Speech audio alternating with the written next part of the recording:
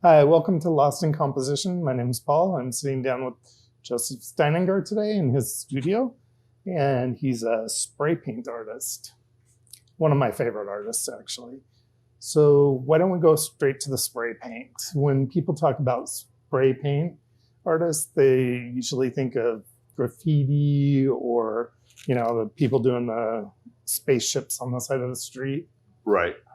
Your work defies all of that. It's more fine art, I would say. Yeah, it's very different. So How do you explain it in an elevator pitch? yeah, so usually the quickest way I explain my work to people, which is not even terribly helpful, but I tell people I cut small holes in paper. Mm-hmm. But then I've noticed, like, as I try to tell people that, I use hand cut stencils, they're spray painted, it's like printmaking, like there's so many ways to describe it and still not have the person you're describing it to understand what you're talking about. Mm-hmm. So that's very quickly where I will pull out my phone and just start showing pictures, because usually you need the visual aid of what 20 hand cut stencils layered looks like. Yeah. It's hard to just tell somebody work with stencils, because then they imagine super simple, one layer stencils, two layer stencils, sort of like the Banksy sort of idea. Yeah. Or something very pop art-ish. And my stuff is just so different from that. I have very traditional subject matter in a lot of my works, mm-hmm. which is not as seen as commonly in spray paint art. Yeah. Yeah. We have one of yours. It's a larger one. The train station, where is that? Yeah. Where's the train station? In Paris. In Paris, okay. Yeah. And I'd consider that traditional, and that's in our bedroom. And when people see it, they're like, oh, that's great. And I'm like, yeah, it's all spray paint. And they're like, for sure. What? Yeah, and I get why it's confusing, especially because it is kind of in a weird limbo. It's technically printmaking, but it's not viewed the same as most other printmaking. It's on panels, not paper. It's spray paint, not spray ink. So there's so many little things that I understand why it's confusing, and why when I explain it to people, they can't envision what I'm creating. I think most artists probably have that issue. So yeah, I very quickly go to visual aids. I'm always showing pictures. And then there's kind of the aha moment you see on people's faces when they can line up how I described it and the visual That's look cool. of it. That must be satisfying. Very satisfying. Cool. Yeah. So let's get on with the actual interview part. Where did you grow up? I grew up in the Seattle area, born in Seattle. My folks moved down to Federal Way when I was a little kid. So I grew up Seattle, then Federal Way, and then back into Seattle. And I've pretty much been in Seattle my whole life, minus a few small stints in other places, but definitely Seattle, born and raised. Cool. Native like myself. Yes. Or far and few between. Very few. It's always surprised me when people just seem so shocked. I was like, I feel like that should just be the default. But, we are a city of many, many transplants. And yep. Yeah. I like our city. Yes. Even if it is getting more homogenized. Yeah, I mean, it's always going to be changing. When my friends are complaining about all the different changes in the city, and there are obviously some bad changes along with the good, yep. But to expect nothing to change, I just tell them that they should go move to the suburbs where things will stay the same for 50 years. We're out in a flyover area. Yeah, I mean, It's a city, it's growing. You don't want it to be stagnant. You don't want it to be the next Detroit. No. So, no, yeah. Yep. So was art part of your life at a young age? Not at all. I doodled a bit, drew a lot of Looney Tune characters in elementary school. Nothing that would make you believe I would then go on to create art. And towards the end of my childhood, junior high, high school, I was significantly more into films than visual art, and really wanted to get into filmmaking, but just didn't pursue it. And sort of after I had... Filmmaking or video? Filmmaking. Okay. Yeah, I was really into it. It was kind of crazy. And I used to work at film festivals. So I ran operations for the Chicago International Film Festival. And kind of after working in film festivals, I came back and was like, trying to look for jobs, and I started working at Microsoft, and I just kind of picked up art as like a little side hobby, and just stuck with it. Cool. Yeah. Cool. And did you have any influential artists when you were younger or as you came of age? No one that really popped up in my mind. Yeah, especially not like visual artists. Like growing up, I was definitely more influenced by music, by movies. And even now, You like got that David Bowie tattoo. I have a David Bowie tattoo. He's an artist. He's an artist, absolutely. Well, and Was an artist. yeah, and One of my an favorites. amazing art collector. And even now, like most of my paintings are named after lyrics or movie lines that have really stuck with me. So I'm still very heavily influenced by film. But yeah, there's no like visual artists growing up that like really blew my mind.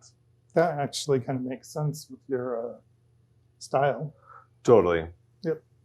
So do you have any formal art training? No, I started out as like a printmaker, just doing like really simple 1 or 2 layer lino cuts, which is like a very like gateway introduction into the arts. Whenever I have a friend who wants to like try a new creative endeavor, I always set them up with like block printing, because you can go set up for like $10 and like see if you enjoy it enough to pursue it. But after doing printmaking for about 6 months, switched to spray paint and kind of stuck with it. Very cool. Yeah. Very cool. So you don't have any real art idols that you looked up to, and no formal training in art. Yeah. How did you gravitate towards this as a career? Well, it just sort of happened very organically. I mean, I was doing it for the fun of it, because I kind of had a knack for it. And then I was working for the last 10 years. My career has been in like tech company art programs, and kind of the arts administration side of things. But then when the pandemic hit, it was a very natural decision after, doing art for 12, 13 years to just sort of make that switch. But yeah, it's just been very organic. Like things happen when they happen. You meet the right connections at the right time, and it just leads to opportunities you weren't expecting. So, some of the things I've done are very intentional, but I feel like a lot of it's just happened when it's supposed to happen. Very cool. And what made you gravitate towards spray paint? It's just a fun medium. I mean, it's very unique. It's not something that you see a ton of, and if you do see it, it's so wildly different than what I'm doing. And it was kind of just I really enjoyed printmaking, but printmaking is wildly undervalued. Yes. People, if I was doing the same work I'm doing, but instead of cutting paper and stencils, if I was cutting blocks and ink and all that stuff, people would expect me to take like a 0 off of my prices, because in their minds, like that's how a lot of printmaking is valued. Just that it's a lower form of art because it comes in multiples. I mean, my stuff still comes in multiples. My work is in editions of anywhere from 2 to 7, but I get away with it because it's so untraditional. Yeah, I can see that. I can totally see that. As you were doing that, I was thinking about as I purchase prints, because I have a tendency to stay away from prints. Totally. But I do have several in our collection. We have several, and totally. Well, and it is a murky thing that people mostly just need to be educated on, because obviously there's a difference between like an original print, which sounds like an oxymoron, and then like a G clay print type of a thing. So when you tell people, like, I don't personally collect G clay prints, there's nothing wrong with them, but I have limited wall space, and I've just gotten to the point in my life, my career, my art buying lifestyle, where if I'm making room for something on the wall, I only have so much space, and I'd rather fill it with an original than prints. Just because that's sort of how a lot of collections evolve, and a lot of people start with G clay prints when they're younger and can't afford the originals. And so like art collections evolve, people evolve. But it's kind of muddied that printmaking conversation, because people don't understand the difference, or some people don't understand the difference between a G-clay print and an original print. And it's just undervalued. Yeah, I gotcha. Yeah. So the stencils, can you tell us a little bit about these without how you create them, without Absolutely. giving away trade secrets? Yeah, so each piece I make is typically anywhere from 14 to 24 stencils. Before I start cutting, I design them in a way where I know what order they're going to go in, where my overlaps are. It's very thoroughly planned out ahead of time. I even like color match the stencils because I want to make sure that, by the time I'm done hand cutting 20 36 by 54 inch stencils, that it's all going to work. And with spray paint, you can't mix colors, so you're very limited as to your palettes. Like if you want warm blues, there's 9 warm blues. Okay. And so when I design the stencils, I have to be very careful about not designing something that's going to need more of a certain color or shade than are available. And so a ton of planning goes into the very beginning. The bulk of the work is the cutting the stencil, and then spraying it goes very quickly. Okay. Gotcha. And what's the largest number of stencils that you've used? I've gone up to 26 once. Not something I would probably do again, or like if I did it, I wouldn't make a habit of it. And this one just needed 26 layers because it was a commission and there were very specific colors we wanted to get in. And it was just easier that way. It was a giant motel sign. Okay. It was called Bridge Motel. Up on Aurora, there was this old, decrepit sign. Is it still there? I think it's covered in ivy now. Oh, okay. But last time I was driving up Aurora, I think I spotted it through the ivy. Okay. But yeah, it was for a family whose last name was Bridge. Oh, that's cool. Yeah. So that's it was like, cool. I'd always wanted to spray paint it. It's a very cool, old sign from, World's Fair time in Seattle. And then this family with the right name approached me saying they essentially wanted that without knowing that it even existed. And so I was very easily able to be like, oh, well, this would be perfect. That's cool. Yeah. That's totally cool. So the bridging that you're doing of fine art and street art, I love that. What made you decide to go that route? Part of it felt sort of inevitable because I'm working with spray paint. And so in the spray paint community and the street art world, things tend to gravitate towards a lot of more urban, industrial types of things.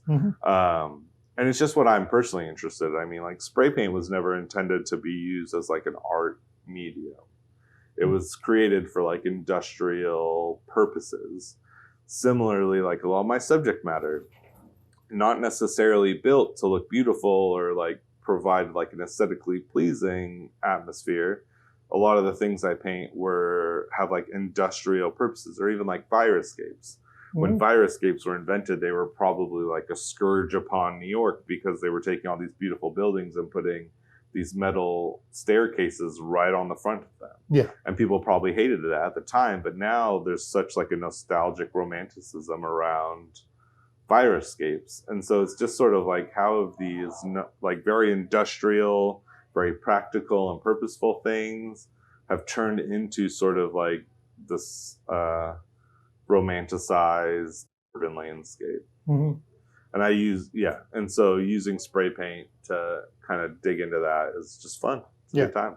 I knew that you had the black and white one there, and we have one of your fire escapes. Yeah. We have two, actually, because they bookend one other larger piece. Right. So. Yeah, I've done a lot of fire escapes, more fire escapes to come. Actually, we have 3 fire escapes by you. Well, you'll need at least 3 more. There we go. So graffiti. Now, I'm not sure if people can see this, but the graffiti on this one, is that stencil too?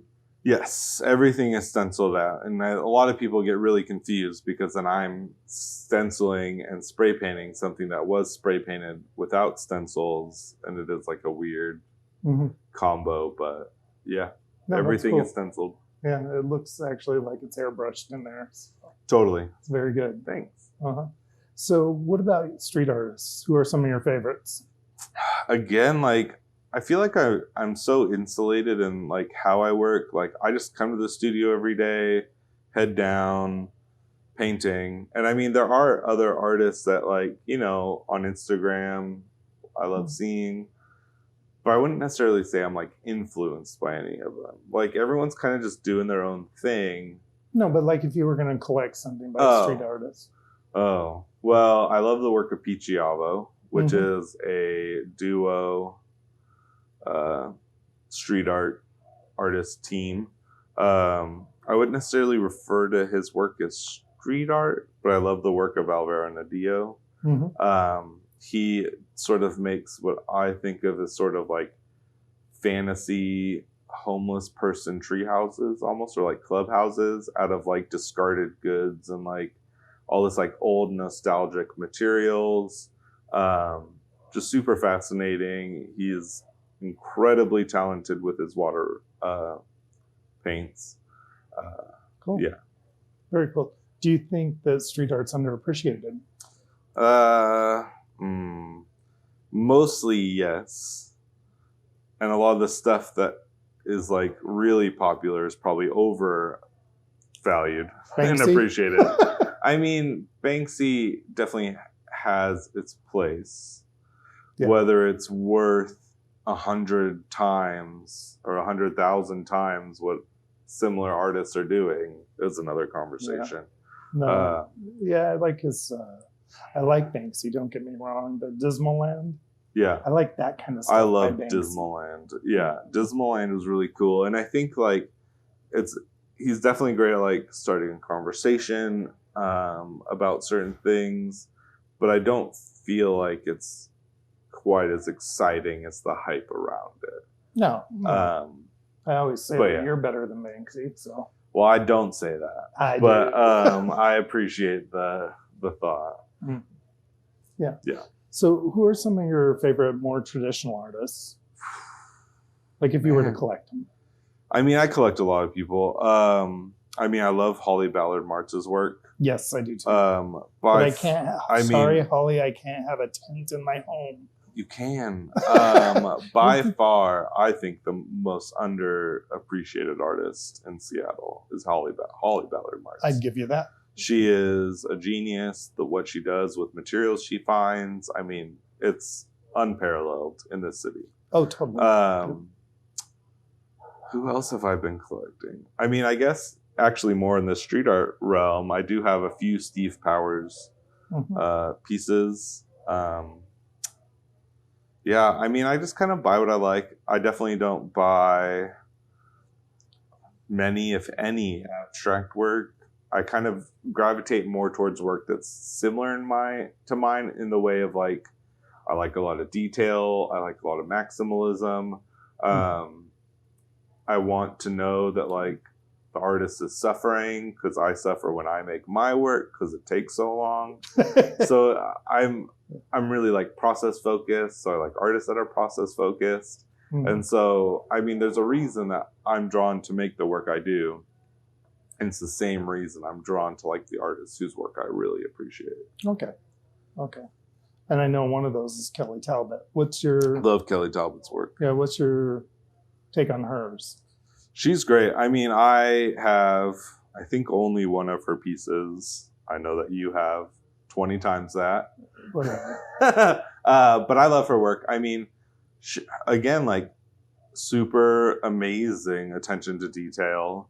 Her brushwork and like she's just so talented. And you know, I used to paint a few different neon signs in my work. I know other artists that have, you know, done neon work and they paint neon signs and old signs similar to like what Kelly is doing.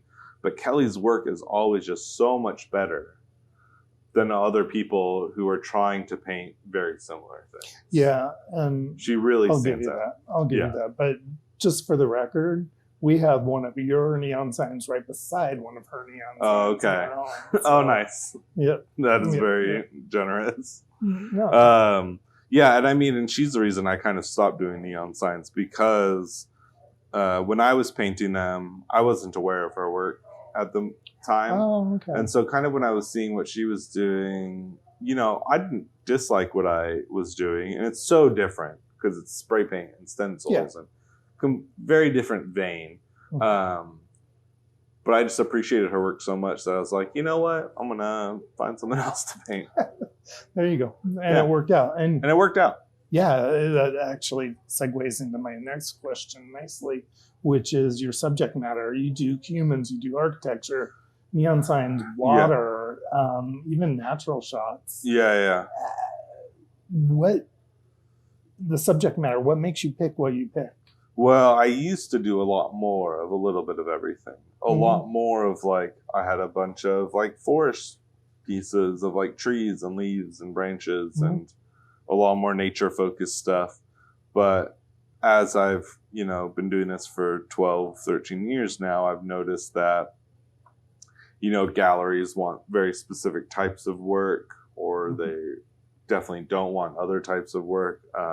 The nature stuff, historically, for me personally, hasn't sold as well as my urban stuff. Okay. Which makes sense because like a lot of what draws people to my work is the medium, and the medium makes a lot more sense for like an urban subject matter. So it's kind of been dictated by like my personal likes as well as just sort of what the market wants from me. Okay. But everything I make is obviously something I enjoy. I enjoyed doing urban landscapes before it was obvious that that's sort of what people prefer to see from me. Okay. And so are those your more favorite urban landscapes? For the most part, I like to do a lot of waterfront focused work of like the container ships, a lot of cargo ship kind of stuff, which also does very well. And it's a very different body of work than a lot of my typical stuff. A lot less stylized in a way, because with my work, I use a lot of the same like pink blue sort of palettes often because not a lot of great neutral tones. But with the waterfront work, because of the color of the containers, of the red cranes, I feel like it's a little less stylized and more like real world colors. Okay. That's actually what turned me on to your work first, and that was the first piece that we got. Was absolutely, yeah. And I love making that work, and it's definitely like something I'm still making waterfront focused work. But yeah. So when I first saw your work, it was at Sam Gallery. Yeah, and I love Sam Gallery. I love how they focus on. It's the Seattle Art Museum Gallery for those watching, and I love how they have a gallery. I don't know, but I've never seen a gallery like that in other museums. I think it's rare. Totally. I don't think I've seen anything similar either, actually. And I like how they focus on local artists. Yeah. I love that about them. How did you get into a partnership with them? Very organically. I mean, like I was saying, like I pretty much have tried to just go with the flow of things, and when it comes to like talking to galleries or approaching new galleries, what's worked for me and what I always kind of tell people is my way of doing things is just to let it happen when it happens. Because had I reached out to Sam Gallery 2 years earlier, my work might not have been as good or as ready for that opportunity, and they might have said no, and then that's just a no for forever, maybe, possibly, yeah. And so when the Sam thing happened, it was because me and the previous curator Jody Bento had been following each other on social media, and we'd be liking each other's posts, sort of like just making little comments here and there. And I'm open every Thursday for Art Walk. They have their openings on first Thursdays during Art Walk. And so I made some sort of comment along the lines of, on one of her events, like, oh, I wish I could really make this show. I don't remember who was showing, but it was a show I was really excited for. But I said something along the lines of like, oh, I'm so sad to miss this, but my studio is always open for first Thursday, so I always miss the openings. Uh-huh. And she responded along the lines of like, well, I've been meaning to reach out to you for a studio visit. And so she came down a few weeks later. There used to be a coffee shop up the street. We went and got coffee, immediately came down here. She took a quick look around, and within, I would say, 30 minutes, she was like, well, how would you feel about showing at Same Gallery? And she almost seemed like, not apologetic, but it was very much a, not to put you on the spot, but how would you feel about that? And in my mind, I was like, well, that was my goal. I would love to be I would love that. in Sam Gallery. Yeah. And so it happened very organically. I'm very pleased with our partnership that we've had now for 4 years or so. They've been a huge, huge benefit to my career. Yeah. I miss Jody. Same. I love the Eric's there. I'll come and say hi, Eric, soon. But yeah. Yeah. No, and everyone that works at Same Gallery has been so nice, so gracious. They're so good at their jobs. Same Gallery is able to sling more art than I have seen any gallery do. Just the amount of sales and rentals that they do it's just unparalleled. It's incredible. Yeah. And they have a great program for people who are watching where you can purchase a piece on installment payments, right, which is really cool. It is cool. And it's like, and I mean, and for the artists, like, you know, to have consistent income coming in from a gallery is kind of how it needs to happen. That's cool. To make it work as an artist. And so, yeah, it's been really nice. So I'm not an art critic and I never want to be. Yeah. I have recently made a critique of one artist publicly, but she kind of had it coming. Okay. And we won't go there. But fair. I think that you're on the verge of breaking out. And would you say that's a true statement or? You know, a year ago, I probably would have been a little less inclined to believe it. But I mean, as, you know, the pandemic has gone on and I've been doing this full time now after leaving Facebook for almost 3 years, and it keeps ramping up. So I don't know about breaking out necessarily, but business is getting better and better. More sales are happening, more opportunities come up. So I mean, I don't really know how to necessarily define breaking out, but I think things are progressively getting much better as the days go by. Awesome. Yeah. Awesome. Cool. Yeah. Cool. Yeah, I can totally see that. I mean, it's, you know, the art world is very unpredictable, very fickle. Like there's limited amount of opportunities for a huge abundance of artists. Especially in this city. Especially in Seattle. And so I'm very grateful for the opportunities I've gotten. It's hard to make it as a full-time artist in Seattle. There aren't too many people I know that do it. So yeah, we'll see. Yeah. So I can't imagine being younger and trying to break out as an artist and survive in Seattle or any other large city for that. Totally. So what would you say were some of the most complex problems to being young and making it as an artist today? Tricky. I mean, the biggest issue is just that there are not enough opportunities. And so a lot of the opportunities that do come up are going to be given to artists that have been in the game a little longer. So as younger artists are starting out, you know, it's very discouraging to not get opportunities, to continuously get those, sorry, you did not get this grant or this, you know, you're not going to be in this show. Yeah. And there's a huge gap of artists, I would say, between the ages of like 30 and 50, because in a lot of ways, you know, you get your zeal up in your 20s. And by the time you get into like your 30s, you're potentially getting married, having children, your time, your money kind of switches focus with your life. And then you see a lot of artists picking it back up and when they're 50, when they're 60, because their kids are off at college or They're you know, made it's enough to retire. and do exactly that. like they have enough money to just like throw at a studio that they'll use once a month or whatever it is. Yeah.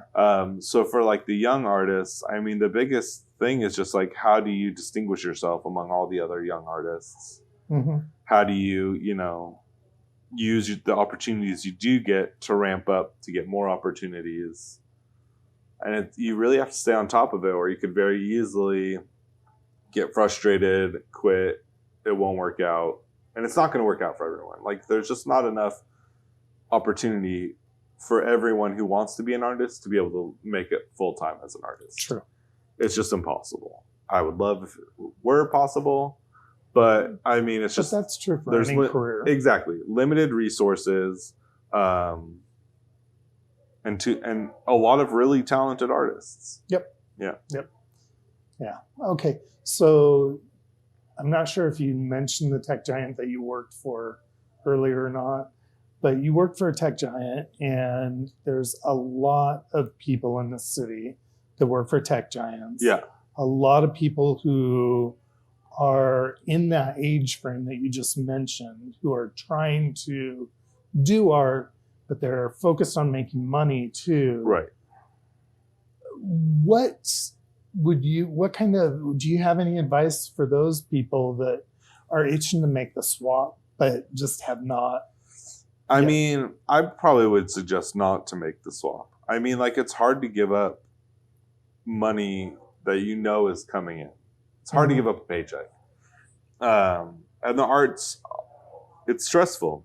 Mm-hmm. They should enjoy their health insurance while their generous tech employees are giving it to them. Yeah. I mean, and at the end of the day, if people that have tech jobs want to get into the arts, it's a lot easier for them because they have the tech money. And I mean, the art world is very much pay to play. Uh-huh. You can't, like, I was very fortunate that I had a well-paying tech job to pay for my studio before my art was paying for my studio. Yeah. That's not a luxury most artists who are working at a bar on the weekends can do. Like, it's expensive. It's expensive to get G-clay prints made. I mean, you could easily spend $1,000 on a run of prints, and that's money you have to pay up front. Yep. So the materials are not inexpensive. So it's the people in tech who want to get into art, they can get into art so much easier. I think my advice to them is just keep working the day job. And if it works, it works. And, if you're given enough opportunities to quit your day job, I mean, they'll know if that's the right move for them. But I would think for most people, they should keep their day job. I'm going to have to second that. Yeah. Because, I'd love for this totally to be able to pay my bills and stuff. Maybe it will for retirement. It's not going to right now. So well, I'm stuck in tech. Well, and there's so many misconceptions about, like, do some people even need to monetize their art making? Like, so many artists have that sort of mindset that's like, it's my life's passion to make art. I would die if I didn't make art. I would, and they go on and on about how, like, they must create. And that's fine. Everyone should have some sort of creative outlet. But just because you feel the need that you have to make something does not obligate other people to buy it. And I think so many people who want to get into the arts think that, like, it's only worth it if they can make money off of it.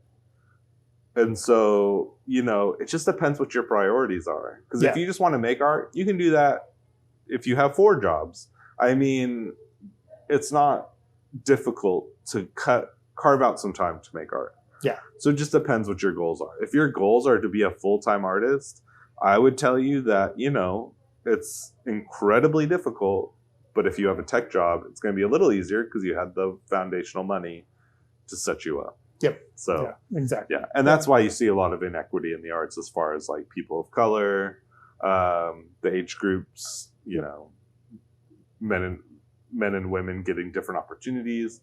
Yep. So, I mean, money makes, obviously, everything significantly easier. Yes, it does, unfortunately. Yeah. But yeah, that's how it is right now in a Yeah. capitalist society. Yeah. So, how did the pandemic impact your work? Well, basically, right after the pandemic started, I was laid off from Facebook. And so that was sort of my opportunity. Things were going really well. I had a few commissions lined up, very large commissions. Mm-hmm. Pardon me. And so when I was laid off, for a lot of people, I think the pandemic was like the halftime, life's halftime. Yeah. Where you're like, this is how we've been playing.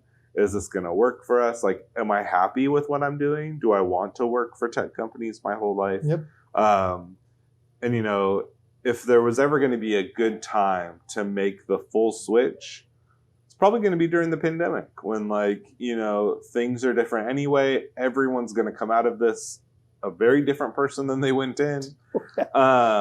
And so it was kind of like a no-brainer decision for me. It hasn't always been easy. I miss my tech money. I miss health insurance. But for me, it was a very obvious choice as to it's going to be now or never as far as making the full switch. Because the longer you stay at the tech companies, the more money you'll make. You'll get promotions. The harder it'll be to turn your back on it.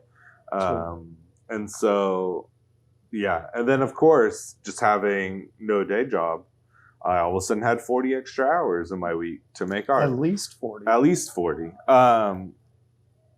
So it was, I was able to produce a lot more work. I was able to, leverage my opportunities better, be a lot more thoughtful and intentional in the decisions I was making because I just had more time, more resources, even if they were different resources.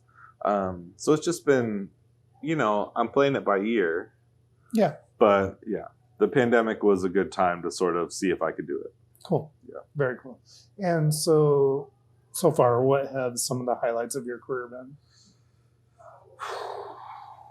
Tricky. I mean, I've been working with some amazing galleries. I've been very fortunate in some of the commissions I've gotten. Currently, I'm wrapping up a big one that's been in the work for over 3 years. I don't know if it's almost 4, but it's probably closer to 3.5 than 3. But for the Washington State Convention Center. And so after almost 4 years or close to 4 years of that process, I'm very excited to get it installed. I would totally buy that piece, by the way. Yeah. I'm going to have to. You can't have it. I know I can't, but I'm going to have to. Do you have a picture of it?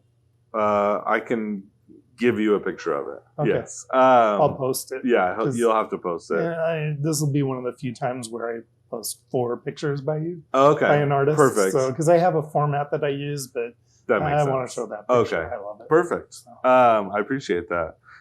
So obviously, some of the big commissions would be highlights. I mean, getting represented by the Seattle Art Museum's gallery was a big milestone because other galleries started taking me more seriously. I got picked up by Jay Reinhardt Gallery, which has been an amazing collaboration and partnership with that gallery. It's a phenomenal gallery. Phenomenal gallery. And I was able to take exhibition photos from my first show at her gallery to then show other galleries, look how good my work looks on these giant white walls. Wouldn't you like your walls to look this good with my art on them? And so the highlights have been more just tiny little milestones or good mile markers that have just sort of helped me take that next step in my career. I had a really cool opportunity to put 60 pieces up in the Portland International Airport for a year, which was just my first huge body of work. And before that, I hadn't really created a concise body of work. And it was a little more of I just paint whatever I want, nothing matches. So creating a 60-piece body of work was a huge highlight because it kind of showed other organizations, other galleries, people that this is what I can do for an installation. So it's been wild. Cool. Yeah. Cool. Do you have any upcoming shows or events? Yes. So the one I'm really excited about is I'll have a solo show at Jay Reinhardt Gallery in May. Solo? That's awesome. solo show. Yeah. You've done solos with her before, though. I've done one solo show with her in 2020. It was right as the The pandemic. pandemic was That's about a month old, so the art was up on the walls, but no there one was could come nobody and see it. there. We did like an artist talk via like a live YouTube video where we like walked around and could kind of give you a more intimate sort of artist preview, which was cool because Is that where we got our? I think we got a piece from that show. you got the two small 8x10s, I think, from Is that that what show. it is? Okay. You might have gotten another What one about too. the big one? Was that from that show or not? That was probably from that show. The train station Yeah. was probably from that show. Yeah, because I that was think. such a weird time. It was a weird time, but in a way, like being able to do that sort of like YouTube live video was nice because if you came to my art opening, Mhm. I'd obviously love to see anyone at my openings, Mhm. but the opportunity to give each person who comes an individual tour and explain the meaning behind every single piece, it's impossible. And even as a giant group, it'd be kind of an awkward experience to have everyone follow like giant group around the gallery. So we've already talked about this, and I said that I wanted to do a gallery tour with you. Yeah. And I'm going to hold you to that because Yeah.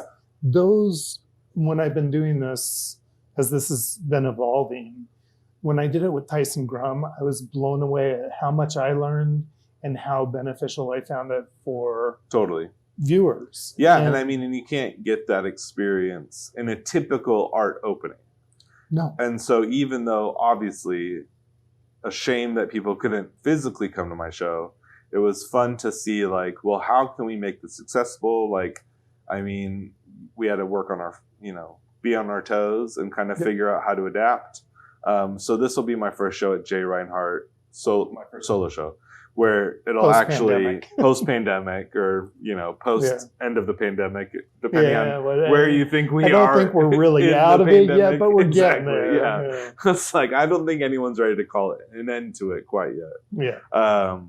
But yeah, so that'll be really exciting in May. And then just sort of seeing, I don't think I have anything really urgent after that, but I'm kind of winging it and seeing what opportunities come up and finishing some commissions that I'm excited about. So yeah, May is all I have eyes for at Jay Reinhardt Gallery. Cool.